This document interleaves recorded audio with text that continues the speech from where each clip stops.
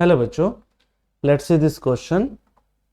Question is saying that which of the following statement is wrong. Okay, हम एक एक करके ऑप्शन पढ़ेंगे A B C D and then we will let you know. Okay, देखो option A क्या कहता है? Van der Waals radius of iodine is more than its of covalent radius.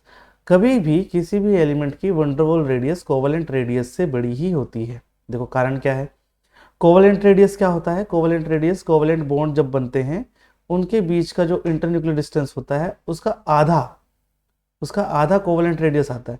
But van der Waals radius क्या होता है? दो मॉलिक्यूल के बीच की जो रेडियस होती है उसका आधा वंडरवॉल रेडियस आता है. ठीक है, तो ऑप्शन ए तो बिल्कुल सही है, बट हमें ढूंढना क्या है? कौन सा ऑप्शन रॉन्ग है?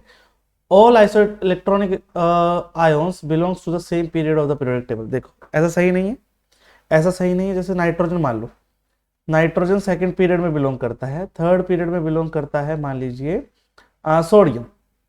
तो नाइट्रोजन को N3 माइनस कर दो और सोडियम को Na प्लस कर दो. इसमें भी 10 इलेक्ट्रॉन, इसमें भी 10 इलेक्ट्रॉन. आइसोइलेक्ट्रॉनिक स्पीशीज क्या होती हैं? जिनमें नंबर ऑफ इलेक्ट्रॉन सेम होते हैं. ओके, तो ऑप्शन बी इज रॉन्ग, तो हम इसको सिलेक्ट कर सकते हैं. ऑप्शन सी देख लेते हैं अभी एक बारी. ऑप्शन सी देख लेते हैं. ऑप्शन सी क्या कह रहा है? Ionisation energy first nitrogen is higher than that of oxygen.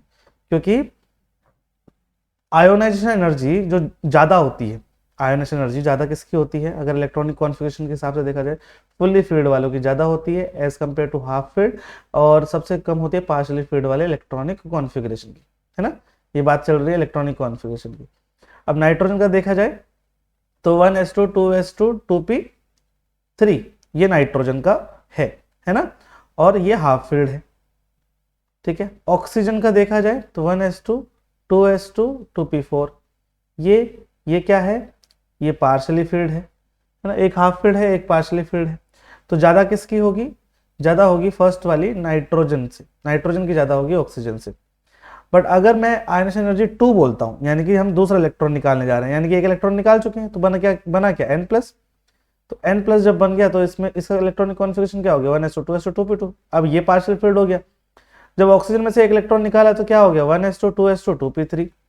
अब इस समय ये हाफ फिल्ड हो गया. तो अब ऑक्सीजन की एनर्जी जो होगी, एनर्जी वो ज्यादा होगी, राइट. तो ये वाला स्टेटमेंट भी सही है. The electron affinity of nitrogen is almost zero while that of phosphorus is 74.43 kilo joule per mole. अब देखो नाइट्रोजन जो होता है वो हाफ फील्ड होता है ना. और देखो नाइट्रोजन भी हाफ फील्ड है, और फॉस्फोरस भी हाफ फील्ड है. 3s2 3p3. ओके, अब इलेक्ट्रॉन एफिनिटी क्या होती है? इलेक्ट्रॉन एफिनिटी होती है जब कोई एटम, फॉर एग्जांपल नाइट्रोजन, एक इलेक्ट्रॉन को एक्सेप्ट करके N माइनस बन जाए. भाई देखो हाफ फील्ड है, वो हाफ फील्ड की स्टेबिलिटी को क्यों लूज करेगा? तो वो क्यों इलेक्ट्रॉन को एक्सेप्ट करे? तो नाइट्रोजन को इलेक्ट्रॉन को एक्सेप्ट करने की जो टेंडेंसी होती है नाइट्रोजन की, वो जीरो होती है. इसलिए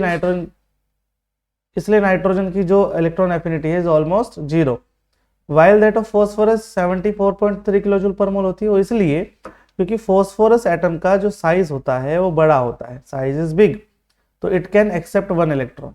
वो एक इलेक्ट्रॉन को एक्सेप्ट कर सकता है और होल्ड भी कर सकता है. इलेक्ट्रॉन रिपल्शन कम होता है, तो इसलिए ये वाली बात भी, ऑप्शन डी वाली बात भी सही है. तो hence our correct answer is option B. Hope you understood it well. Good luck.